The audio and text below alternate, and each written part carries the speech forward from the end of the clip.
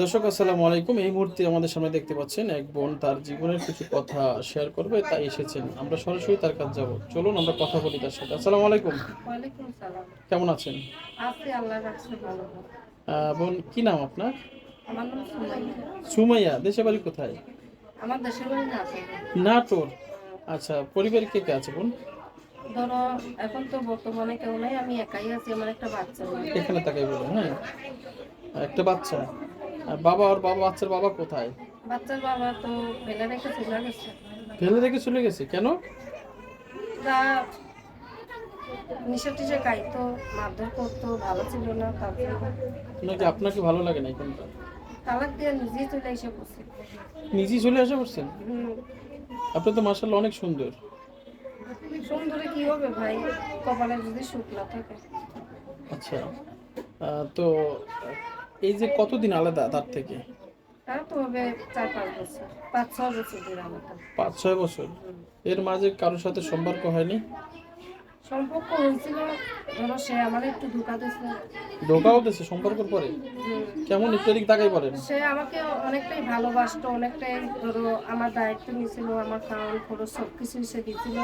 কিন্তু সে আবার একটা একটা অন্য অন্য মেয়েরে ধরো ইউটিউবের মাধ্যমে আবার একটা অন্য মেয়েকে বিয়ে করছিল। হুম। বিয়ে করনে পরে আমি সেই মেয়েটার কথা জানতে পারনে পরে তার সাথে আমার গ্যাঞ্জাম হলে তার সাথে আমার যোগাযোগ আলাদা হয়ে গেছে।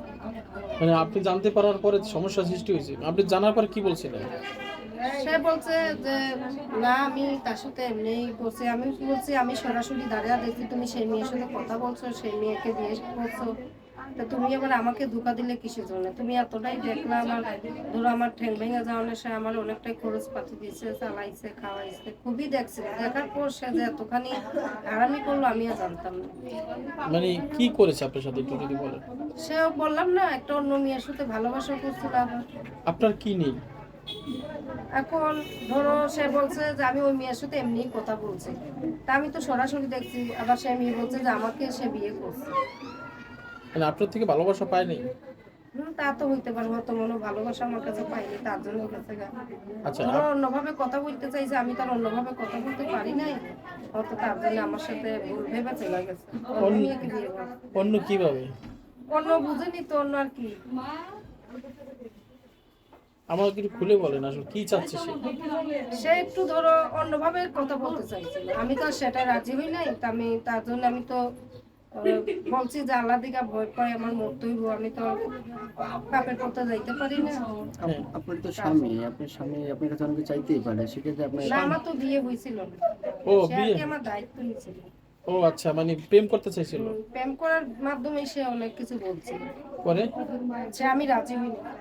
মানে আপনার কাছে চাইছিল কিছু, কিতে চাইছিল মোবাইলে? হ্যাঁ, মোবাইলে। পরে?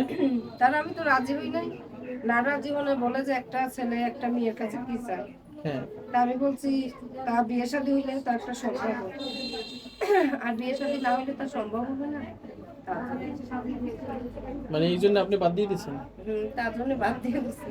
এখন কি চান? এখন দেখি মনের মতো যদি কোনো ভাই পাশে থাকে, আমিও সারা জীবন তার পাশে থাকতে চাই। অনেকেই তো আবার ছলনা করে। ছলনা করে আছে ভাই, এটা বলছো ঠিক, এটা তো আর মিথ্যা বলো না। আছে কিছু কিছু মেয়ে পেটের দুঃখে পইড়া গেছে, আবার কিছু কিছু মেয়ে ধরো টাকা রোজগারের জন্য গেছে। বললে তো আর বিয়ে হবে না, কিন্তু সত্যিকারের কষ্টের মানুষদের এখন বুঝতে চায় না। মানে সত্যিকারের মানুষ বলতে একটু যদি খুলে বলেন আর কি। সত্যিকারের কি, এখন সত্যিকারের কষ্টের মানুষদের ধরো প্রবাসী ভাইরা কি এমনি অন্য অন্য ভাইরা বুঝে না। কি বোঝেন? এখানে তাকাই এটা দিকে তাকাই। ও, বুঝে না কি, তা বুঝেনি তো, বুঝে না যে হসিটার বাটপার এইটা ভাবে। তো সব মেয়ে তো দেখ না, কেউ পেটে দুঃখী গেছে, কেউ ধরো টাকা রোজগারের লিগে গেছে। সবাই যদি এক হইতো তো আর দেশটা গরিব দুঃখী থাকতো না। আচ্ছা, আপনি আসলে কি চান একটু যদি বলেন খুলে। আমি চাই ধরো আমার যদি মনের মতো মানুষ হয়, আমার যদি দায়িত্ব নেয়, আমাকে যদি সত্যিকারে আপন করে চায়, আমিও সারা জীবন চাই যাতে তার পাশে থাকতে। 5 ওয়াক্ত নামাজ পড়ে মরতে পারলে আল্লাহর কাছে ভালো। যে স্বামীটা আপনার কাছে চলে যায়, আসলে সে আসলে কি অপূর্ণতা ছিল তার? তার অপূর্ণতা ছিল কি, সে খুব নেশা খাইতো। নেশার মাধ্যমে সে ধরো বলে না বাবা না জানি কি বলে, ওটা খাইলে তো বউ বাচ্চা কিছুই সেরে না। আপনি দেখছেন কখনো তারা খাইতে? দেখছি খাইয়েছে, মারধর করছে, অত্যাচার করছে, তার জন্য বাধ্য হয়ে নিজের জীবন তো বাঁচাইতে হবে। আমার বাচ্চার মুখের দিক থেকে আমার নিজের জীবন নিয়ে আমি চলে আসছি। আচ্ছা, ওই লাইনে যখন যায় মানুষ, আমি জানি সংসারে অশান্তি থাকলে, আপনার সংসারে অশান্তি ছিল? অনেকটা সংসারে ওনার অশান্তি ছিল বলেই তো আমি চলে আসছি। দর্শক, আমরা শুনছিলাম এক বোনের কিছু কথা। আর এই মুহূর্তে অনেকেই দেখছে, আসলে তাদের উদ্দেশ্যে কি বলার আছে একটু যদি বলেন। এখন আমি বলি যাতে আমার পাশে যদি কোনো ভাই থাকে, আমিও চাইবো সারা জীবন তার পাশে থাকবো। সে আমার কষ্ট দুঃখ যদি বুঝে একটু ভালো হইবে। যদি কেউ প্রবাসী নিয়ে যেতে চায়? তাও যাবো। সত্যি বলছেন হ্যাঁ সত্যি। না মিথ্যে? না সত্যি। আপনার হাসি তো মিথ্যা মিথ্যা লাগে। না হাসি আপনি অনেক সুন্দর করে হাসেন। হ্যাঁ, হাসি এসে বললো। তো আপনি তো দেখতে অনেক সুন্দর, অনেক লম্বা আপনি, না? হ্যাঁ উঁচা লম্বা আছে। মাশাআল্লাহ, অনেক লম্বা আপনি। তো এই মানুষটিকে কেন ফেলে চলে গেল এটা বুঝলাম না আসলে। বাইরে শুনেন, যখন মানুষ খারাপ রাস্তা যায় সে মানুষ সবকিছুই ভুলে যায়। মানে আপনি বলতে চাচ্ছেন আপনার হাজবেন্ড আপনার ভালোবাসা বুঝে নাই, না ভাই, নাকি আপনি অন্য জায়গায় প্রেম করছিলেন? না আমি অন্য জায়গায় প্রেম করতে যাবো কিসের জন্য? এই স্বামী দেখে ফেলছে? না না, আমি এটা কোনো করিনি। আমি এটা করতে যাবো কিসের জন্য? সত্যি করে বলেন। না আমি এটা করতে যাই নাই। আমি কিসের জন্য যাবো? আমার তো মরতে হবে ভাই, মাটির তলে তো যাইতে হইব। আমি তো মুসলমান, বুঝছেন ভাই? পরকিয়া মানুষ করলে তো আমার কাছে এটা হিসাবই তো বড়।